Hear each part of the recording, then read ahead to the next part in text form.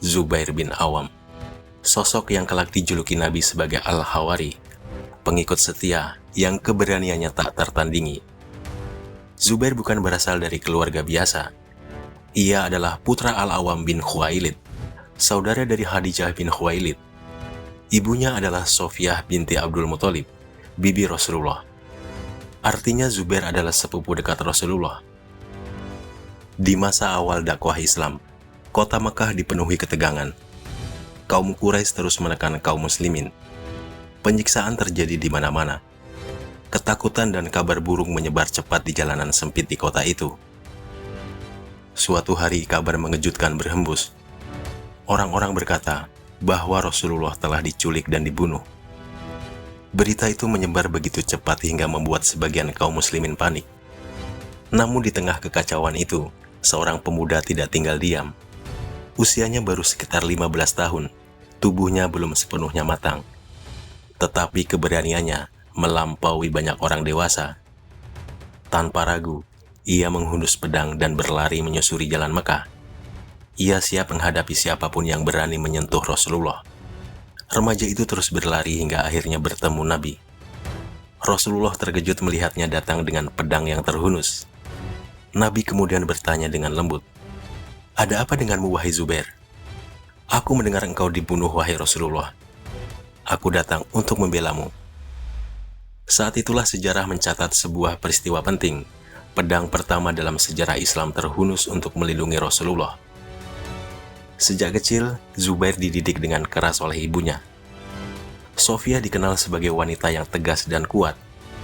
Ia tidak ingin anaknya tumbuh lemah. Ia mendidik Zubair dengan tempaan mental yang keras. Ketika orang-orang memprotes cara didiknya, Sofiyah berkata bahwa ia ingin anaknya menjadi pemberani yang mampu menghadapi pasukan besar. Ia tumbuh sebagai pemuda yang tidak mengenal rasa takut. Ketika memeluk Islam, ia langsung menghadapi ujian berat. Pamannya sendiri menyiksanya dengan kejam. Ia digulung di dalam tikar dan diasapi hingga hampir sesak nafas. Namun Zubair tetap teguh. Ia berteriak bahwa ia tidak akan kembali kepada kekafiran. Keteguhannya itu menjadikan salah satu sahabat yang paling kuat imannya. Ia kemudian termasuk dalam 10 sahabat yang dijamin masuk surga.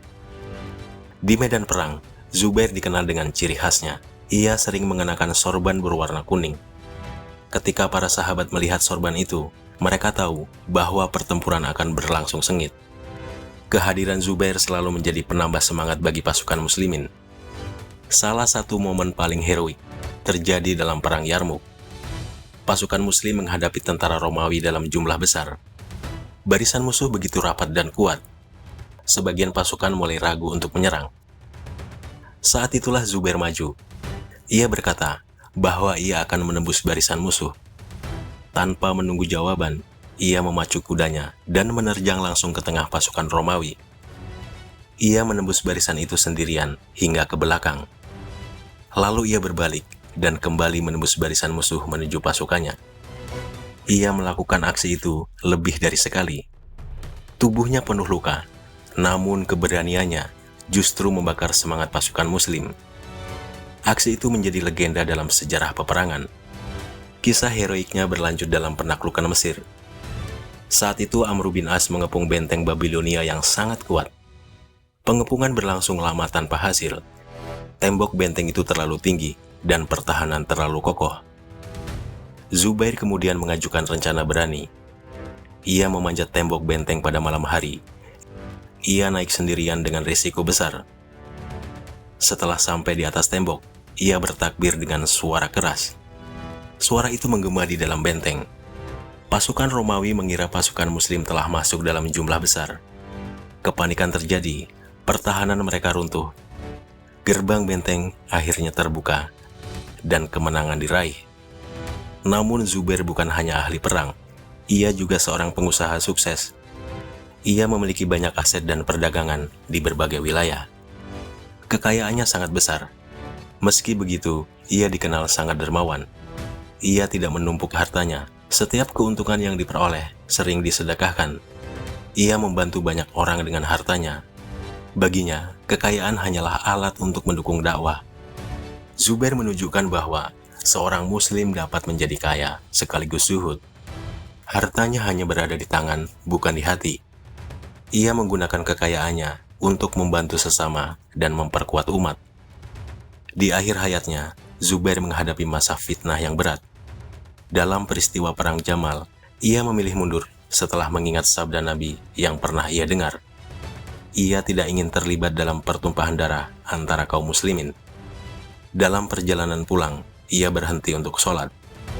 Namun di saat itulah ia dibunuh secara pengecut. Kabar kematiannya membuat banyak sahabat bersedih. Pedang yang dulu melindungi Rasulullah kini telah terdiam. Ketika berita itu sampai kepada Ali bin Abu Thalib, beliau sangat terpukul. Ia mengenang bagaimana pedang Zubair sering melindungi Rasulullah. Zubair wafat dengan tubuh yang penuh bekas luka peperangan. Luka-luka itu menjadi saksi kesetiaannya. Zubair bin Awam meninggalkan dunia sebagai salah satu sahabat yang paling berani. Ia adalah pemuda yang pertama menghunus pedang untuk Islam. Ia adalah ksatria sorban kuning yang mengguncang medan perang. Ia adalah Al-Hawari, pengikut setia Rasulullah. Kisahnya mengajarkan bahwa keberanian sejati lahir dari iman yang kokoh.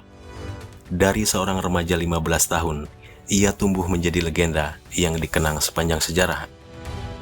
Dia adalah Zubair bin Awam, pedang pertama Islam, ksatria sorban kuning, pengikut setia Rasulullah.